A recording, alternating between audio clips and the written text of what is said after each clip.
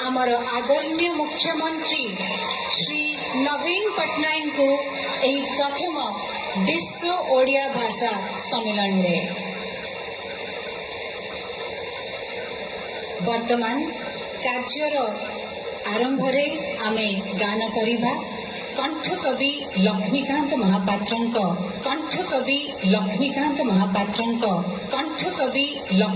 महापात्रंक कालजाई रचना वंदे उत्कल जननी। आजिर वंदे उत्कल जननी होची कंठकविंकर मौलिक रचनार एक कलात्मक उपस्थापना। वर्तमान मु समस्त को अनुरोध करुछि आसंतु आमे समस्ते दानमयी होई राज्यर संगीत को सम्मान जणेबा। कंठकवि लक्ष्मीकांत महापात्रंक कालजाई रचना वंदे उत्कल जननी। आजिर वंदे उत्कल जननी होची कंठकविंकर मौलिक रचनार एक कलात्मक उपस्थापना।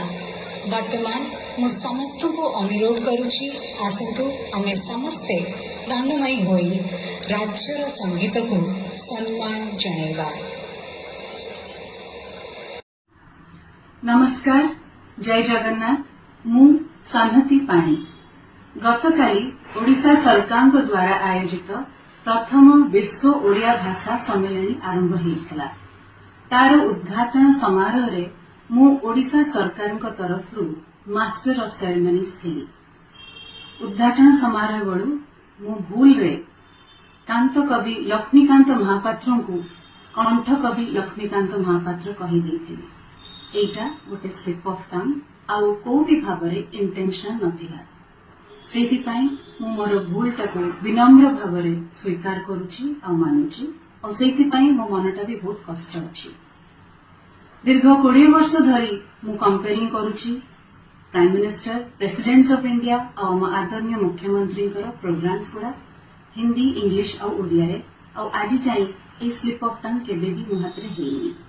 जेबे आमे गोटे बहुत बड़ मंच उपरे हजार हजार लोकंक सामने रे कंपेयरिंग करू ठिया है कि कथा हो बैक स्टेज रे बहुत आम उपरे प्रेशर हुए और कांस्टेंट चेंजेस हुए।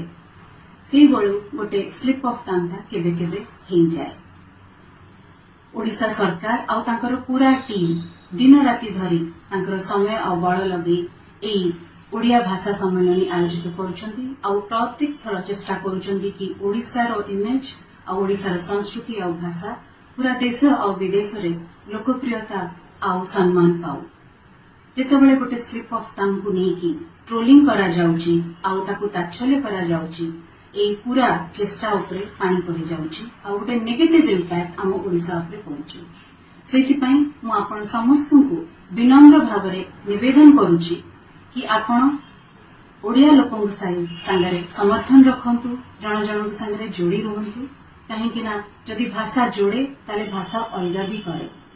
सेथिपाई मु चाहूची आपण समस्ते मिसिकी एटा को सपोर्ट करंतु आउ ए ओडिया भाषा सम्मेलन आउ आम ओडिशा को गोटे बहुत भल सम्मान आउ लोकप्रियता देश विदेश रे पहुंचांतु। एतिकी कहिकी मो कथा मु रखिबी।